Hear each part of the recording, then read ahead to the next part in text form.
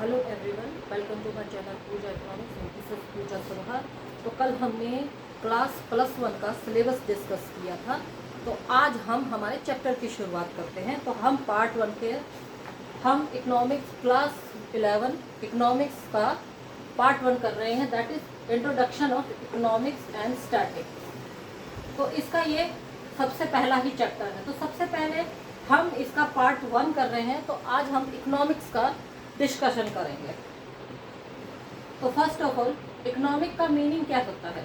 तो देखिए, हर साइंटिस्ट ने या फिलोसफर ने अपनी अपनी भाषा में इकोनॉमिक्स की डेफिनेशन दी है। कोई कहता है इकोनॉमिक्स एक आर्ट है, कोई कहता है इकोनॉमिक्स एक साइंस है, और कोई कुछ कहता है तो कोई कुछ कहता है। लेकिन यहाँ पर हमने दो साइंटिस्ट का वो एग्जाम्पल लिया। तो सबसे पहले हम एडम स्मिथ, इसे फादर ऑफ इकोनॉमिक्स भी कहते हैं।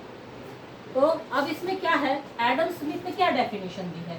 उन्होंने इकोनॉमिक्स को साइंस ऑफ वेल्थ कहा है, जो कि फोकस करता है कि किस तरह से तो वेल्थ क्रिएट करनी है और डिस्ट्रीब्यूट करनी है और उसको कलेक्ट करना है।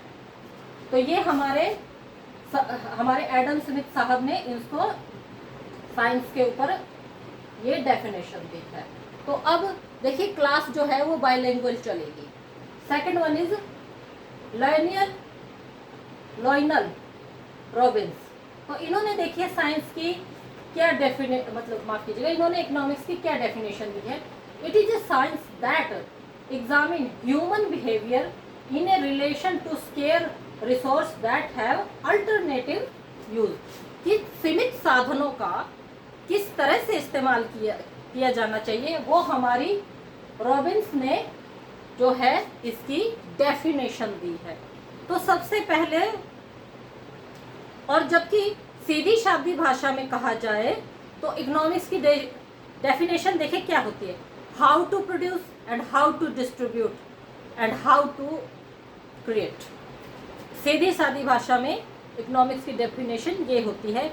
या फिर इकोनॉमिक्स की डेफिनेशन ये भी है कि सीमित साधनों का मतलब कि जो थोड़े अमाउंट में साधन है उनका किस तरह से डिस्ट्रीब्यूशन करना है। तो सबसे पहले हमारा यहाँ पर टॉपिक है बजट। तो सीधी सी बात है कि देखिए, ये फैक्ट है, आप चाहे कितने ही अमीर क्यों ना हो, आप सभी चीज़ें एक साथ नहीं खरीद सकते। तो आपको अपना बजट बना के चलना पड़ेगा और जो मेन चीज़ है उनके ऊपर फोकस करना होगा। तो देखिए बजट में क्या है। तो देखिए, अब हमारी बेसिक नीड तो आपको पता है, रोटी कपड़ा मकान। और इसके अलावा दूसरी चीज़ है, अब रोटी कपड़ा और मकान की मतलब जो ज़रूरत पूरी होने के बाद तो इंसान थोड़ी बहुत अपनी इनकम बचाएगा भी, और उसके अलावा और दूसरी लग्जरी आइटम भी खरीदेगा। तो अब ये हमारा बजट हो गया। तो बजट की इकोनॉमिक्स में देखिए डेफिनेशन क्या।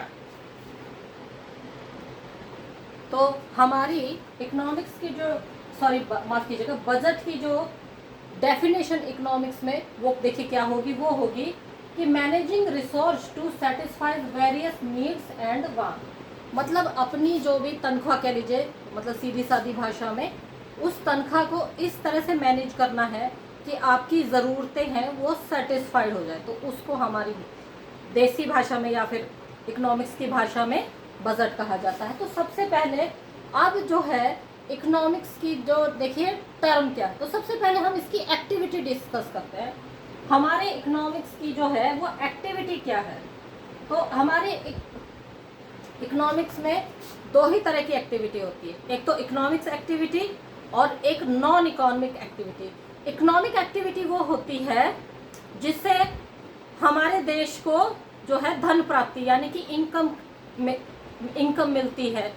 और नॉन इकोनॉमिक एक्टिविटी वो होती है कि जो कि हम या तो भावनाओं के हाथों या सिर्फ समाज सेवा के उद्देश्य से करते हैं, लेकिन उससे देश को कोई भी इनकम प्राप्त नहीं होती है, जैसे कि सीधी सी बात है। तो अब यानी कि जब हम इकोनॉमी में अपना कंट्रीब्यूट करते हैं तो वो इकोनॉमिक एक्टिविटी होगी। लेकिन अगर हमारी किसी क्रियाकलाप से इकोनॉमी में कोई कंट्रीब्यूट नहीं होता तो वो नॉन इकोनॉमिक एक्टिविटी होगी। एक सीधा सा एग्जाम्पल है। अब आप लोग कहोगे कि पूजा मैडम अक्सर यही एग्जाम्पल देती कि जैसे कि मान लीजिए अब हम कोई खास प्रोडक्ट किसी बाहर वाले को बेचते हैं तो उसमें क्या होता है कि हमें इनकम जनरेट होगी, तो हम देश की जीडीपी में हमारा सहयोग कर रहे हैं। लेकिन अब वही प्रोडक्ट हम हमारे किसी रिलेटिव को या किसी जान पहचान वाले को वैसे ही गिफ्ट में देते हैं तो ये नॉन इकोनॉमिक एक्टिविटी हुई। वो इसलिए हुई क्योंकि इससे हमें कोई धन की प्राप्ति नहीं हुई, हाँ सामने वाले ने थैंक यू कह दिया, दैट्स ऑल। तो ये हमारी एक्टिविटी होगी। तो सबसे पहले अब इकोनॉमी की टर्म क्या है, टर्म क्या क्या चीज़ है जो इकोनॉमिक्स में ज़रूरी है। सबसे पहले कंज्यूमर होना चाहिए, सेलर होना चाहिए। सीधी सी बात है, जब तक सेलर ही नहीं होगा तो कंज्यूमर कहाँ से होगा। हाँ भाई हमें कोई प्रोडक्ट बेचना है, भाई खरीदारी नहीं होंगे तो कहाँ से बेचेंगे। प्रोड्यूसर, भाई सीधी सी बात है उस प्रोडक्ट को बनाने वाला भी होना चाहिए। अब मान लीजिए हमें गेहूं की ज़रूरत है, हाँ भाई अब कोई गेहूं ही नहीं प्रोड्यूस कर रहा तो कहाँ से लेंगे। तो अब सर्विस होल्डर और प्रोवाइडर, सर्विस देने वाला। अब सीधी सी बात है, मान लीजिए दुल्हन को तैयार होना है लेकिन अगर आसपास ब्यूटी पार्लर ही नहीं हो तो सही बात है, क्योंकि हम सर्विस होल्डर है, क्योंकि मतलब दुल्हन सर्विस होल्डर है क्योंकि उसको तैयार होना है। अब ब्यूटी पार्लर है वो सर्विस प्रोवाइडर है कि भाई वो तैयार करेगी। तो ये दोनों चीज़ एक दूसरे से कोरिलेटेड है। एम्प्लॉय, अब इसका भी मैं ऐसे उदाहरण देती हूँ। तो मान लीजिए अगर किसी वजह से ब्यूटी पार्लर उसको प्रोवाइड नहीं हो पा रही तो वो अपने किसी असिस्टेंट को वहाँ भेज सकती है कि आप जाइए दुल्हन को तैयार कीजिए और पैसे लेके आइए। तो अब दुल्हन को तैयार करने के बाद जब वो पैसे लेके आएगी तो उसको कुछ हिस्सा उसकी सर्विस का मिल जाएगा, तो वो एम्प्लॉय होगी। तो ये चीज़ें हो गई consumer, seller, producer, service holder, service provider and जो है एम्प्लॉयर।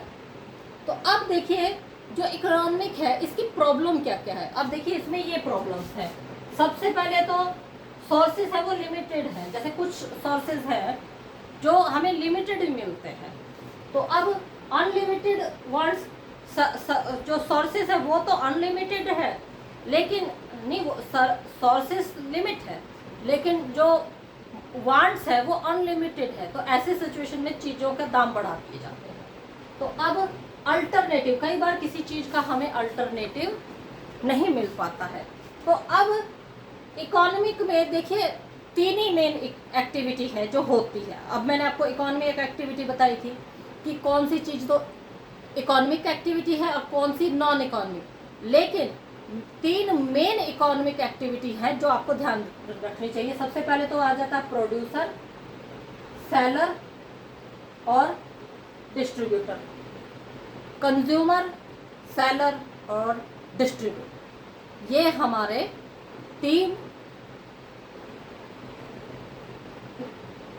प्रोड्यूसर, सेलर और डिस्ट्रीब्यूटर, हाँ ये हमारी तीन main economic activity. So part 1 is finish. अगर आपको मेरा काम पसंद आता है तो मेरे चैनल को लाइक कीजिए, शेयर कीजिए, सब्सक्राइब कीजिए। और हाँ, अपना फीडबैक आप ज़रूर दे के जाइएगा कि आपको कहाँ कमी आई, क्या चीज़ आपको अच्छी लगी, क्या चीज़ आपको बुरी करी। कोई भी क्वेरी हो आप मुझे कमेंट कर सकते हैं, आपके इस कमेंट का जवाब दिया जाएगा। ध्यान रहे सिर्फ इकोनॉमिक्स से रिलेटेड ही सवाल पूछे जाइए। तब तक के लिए स्वस्थ रहिए, खुश रहिए, धन्यवाद।